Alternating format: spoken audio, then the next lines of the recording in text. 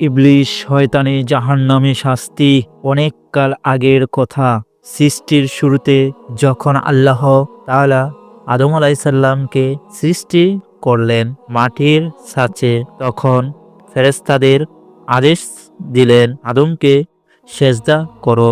সব ফেরেশতা মাথা নত করলেন, কিন্তু একজন অহংকারে মাথা উঁচু রাখলো। সে ছিল ইবলিশ, জিন জাতির একজন, যে আগুন থেকে সৃষ্টি। সে বলল, আমি আগুনের, আর এ তো মাটির, আমি কেন এর কাছে নত হব?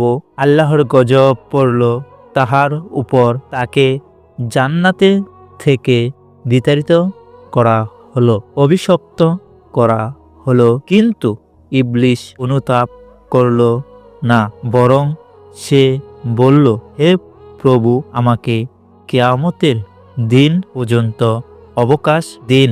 আমি দেখিয়ে দিব ওই মানুষের সন্তানেরা কত দুর্বল। আল্লাহ বলেন, যাও, অবকাশ দেওয়া হলো, কিন্তু যারা আমার অনুসরণ করিবে তাদের তুমি স্পর্শ করিতে পারিবে না, আর যারা তোমার পথে যাবে তাদের সাথে তোমাকেও জাহান্নামে পূর্ণ করিব। ইবলিশ হাসল এক ভয়ঙ্কর হাসি, তার নাম হয়ে গেল শয়তান, মানুষের অবকাশ্য শত্রু। সে পৃথিবীতে নেমে এলো, অদৃশ্য হয়ে মানুষের কানে কানে ফিসফিসাতে লাগলো। প্রথমে আদম ও হাওয়া আলাইহিসসালামকে ধোঁকা দিল নিষিদ্ধ ফলের লোভ দেখিয়ে। তারপর থেকে শুরু হলো তার অভিযান, মানুষকে পাপের পথে টেনে নেওয়া। হাজার হাজার বছর পার হয়ে গেল, ইবলিশের সেনাবাহিনী বাড়তে লাগলো। তার সন্তানেরা, তার অনুসারীরা, তারা মানুষের মনে লোভ, হিংসা, অহংকার, মিথ্যা বুনে দিত। কেউ শুনল না আল্লাহর কথা, কেউ করল পাপ। ইবলিশ খুশি হতো, ভাবত, আমি জিতেছি, জাহান্নাম আমার অনুসারীদের নিয়ে ভয়ে যাবে। কিন্তু আমি তো শুধু ধোঁকা দিচ্ছি, শাস্তি পাবো না। কিন্তু সে ভুলে গিয়েছিল আল্লাহর কথা। কিয়ামতের দিন এলো, আকাশ ফেটে গেল, পৃথিবী কেঁপে উঠল, মানুষেরা উঠল কবর থেকে ভয়ে কাঁপতে কাঁপতে। হিসাবের ময়দানে সবাই দাঁড়ালো। ইবলিশ এলো তার সেনাবাহিনী নিয়ে। সে ভাবল, আমি তো আমাকে বিপদেই এনেছি, এখন দেখি কি হয়। আল্লাহর ফয়সালা শুরু হলো। যারা পাপ করছে তাদের টেনে হিচড়ে জাহান্নামের দিকে নেওয়া হলো।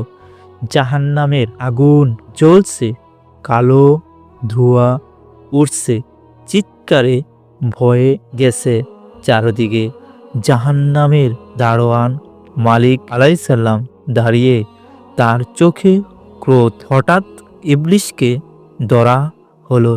হে চিৎকার করে উঠল, না, আমাকে না, আমি তো শুধু ধোঁকাই দিয়েছি, আমি তো তোমার আদেশ অমান্য করিনি এখন। কিন্তু আল্লাহর ফেরেশতারা বলল, তুমি তো শুরু করেছিলে সব, তোমার অহংকার থেকে শুরু হয়েছে ওই পাপের চক্র।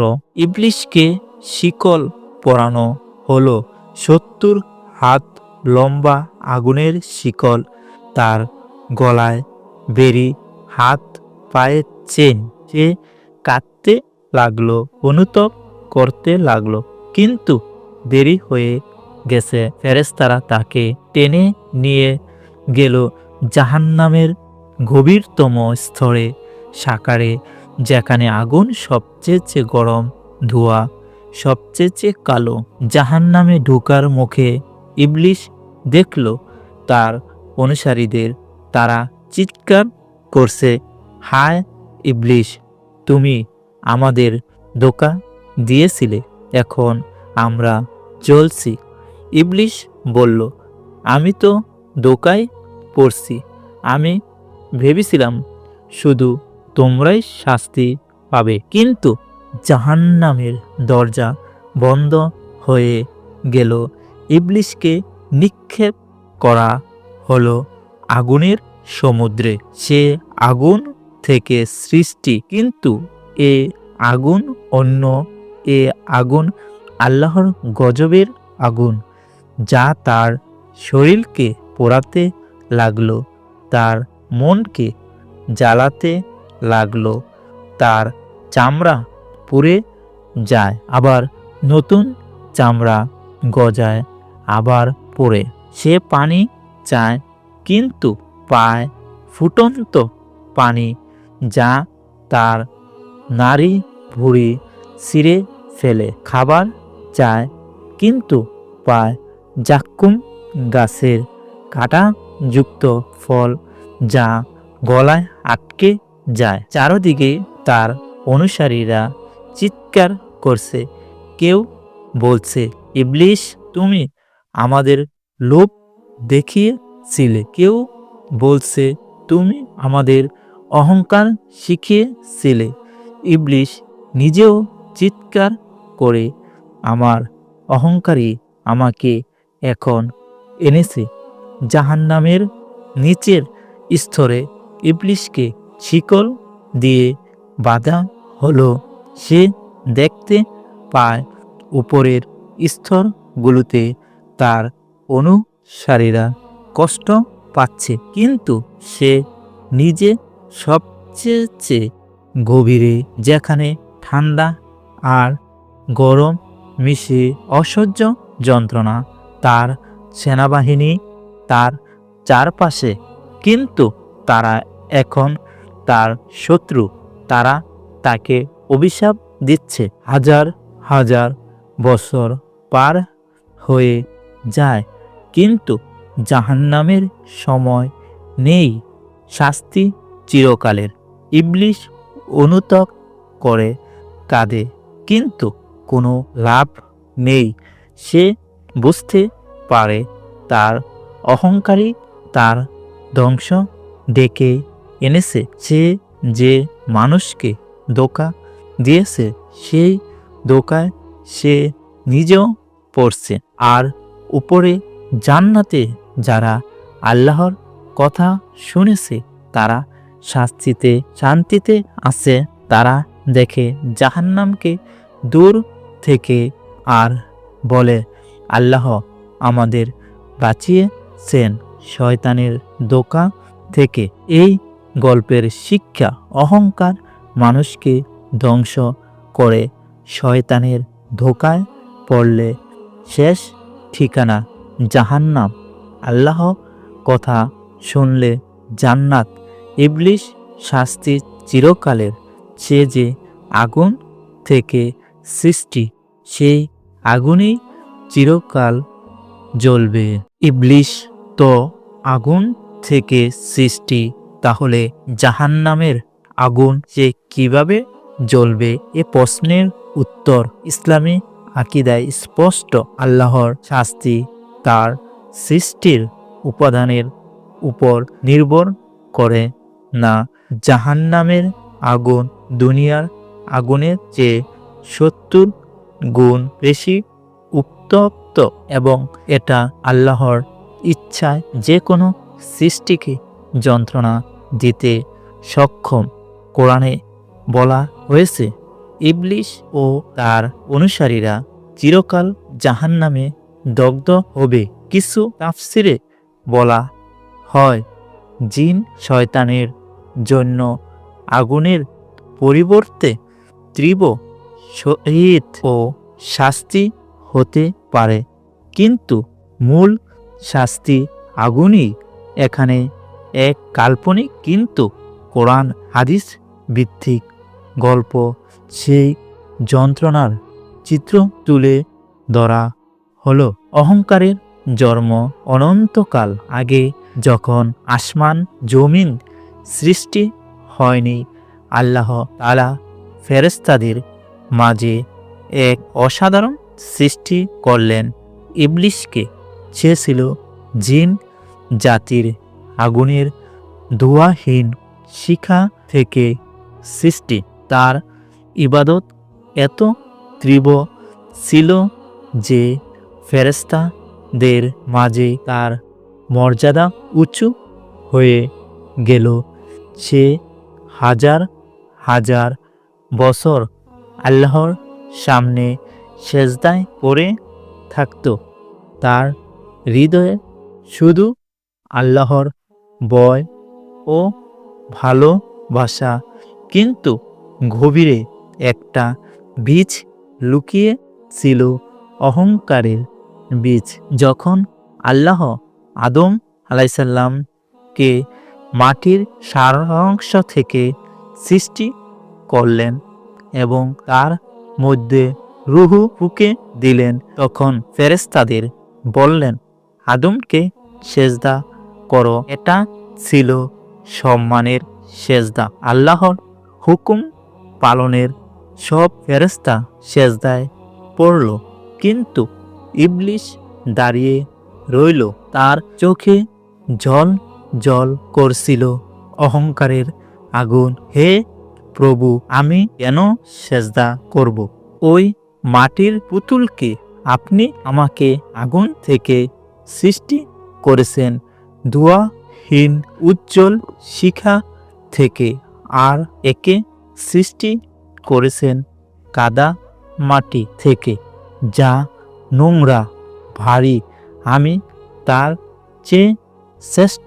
আল্লাহর কণ্ঠে গর্জে উঠল, বের হয়ে যা এখান থেকে, তুই অভিশপ্ত। কিয়ামত পর্যন্ত তোর উপর আমার লানত। ইবলিশের হৃদয়ে অনুতাপের পরিবর্তে জ্বলে উঠল প্রতিশোধের আগুন। সে বলল, হে প্রভু, আমাকে কিয়ামত পর্যন্ত অবকাশ দিন। আমি দেখিয়ে দিব ওই আদম ও তার সন্তানেরা কত নিকৃষ্ট। আমি তাদের বিভ্রান্ত করব, তাদেরকে তোমার পথ থেকে সরিয়ে নিব। আল্লাহ দিলেন অবকাশ, কিন্তু বললেন, তোর ঠিকানা জাহান্নাম। তুই ও তোর অনুসারীরা সেখানে চিরকাল দগ্ধ হবে। পৃথিবীতে নেমে ইবলিশ তার প্রতিজ্ঞা পালন করতে লাগলো। হে মানুষের কানে কুমন্ত্রণা দিত, হৃদয়ে বিষ ঢালত। আদম হাওয়াকে জান্নাত থেকে বিতাড়িত করল, কাবিলকে হাবিল হত্যায় পরচিত করল। যুগ যুগ ধরে সে মানুষকে পাপে ডুবালো। যুদ্ধ, হিংসা, অবিশ্বাস, অহংকার তার অনুসারী বাড়তে লাগলো। সে ভাবল, আমি জয়ী হব, আল্লাহর সৃষ্টিকে ধ্বংস করে দেখাবো। কিন্তু প্রতিটি রাতে যখন সে একা থাকত, তার হৃদয়ে একটা ভয় জাগত। জাহান্নামের কথা মনে পড়ত।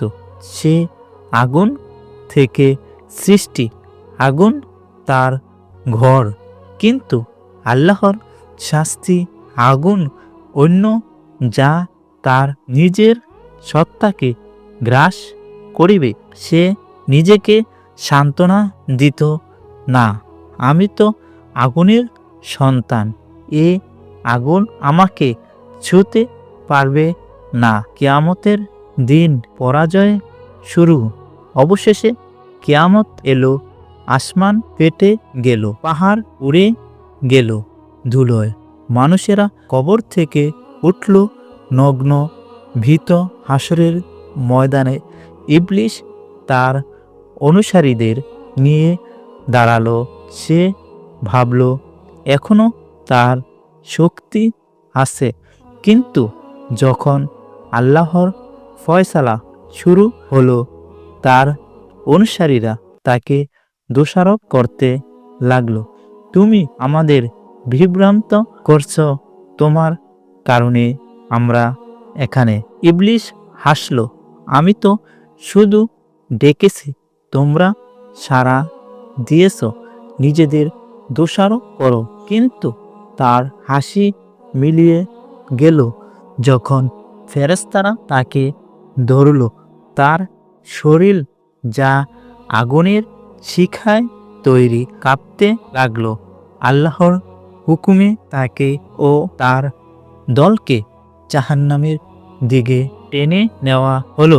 জাহান্নামের দরজা খুলতেই একটা গর্জন উঠল, যেন হাজারো সিংহ এক হাতে চিৎকার করছে। আগুনের শিখা উঁচু হয়ে উঠল, কালো ধোঁয়া ছড়িয়ে পড়ল। ইবলিসকে প্রথমে নিক্ষেপ করা হলো সবচেয়ে নিচের স্তরে, সাকর বা হাওয়াইয়া। সে ভাবল, এ আগুন তো আমার মতোই, আমি এতে আরাম পাব। কিন্তু যেই না তার শরীর ছুঁয়েছে আগুন, সে চিৎকার করে উঠল, এ আগুন অন্য দুনিয়ার আগুনের চেয়ে 70 গুণ গরম। আল্লাহর ক্রোধে জ্বলছে। তার আগুনের শরীর দগ্ধ হতে লাগলো, তার ধোঁয়াহীন শিখা গলে যেতে লাগলো। যন্ত্রণা এত তীব্র যে সে মনে করল তার সত্তা ছিঁড়ে যাচ্ছে। আল্লাহ, এ কি আগুন! আমি তো আগুন থেকে জন্মেছি, তবু এ আমাকে জ্বালাচ্ছে। সে করতে লাগলো।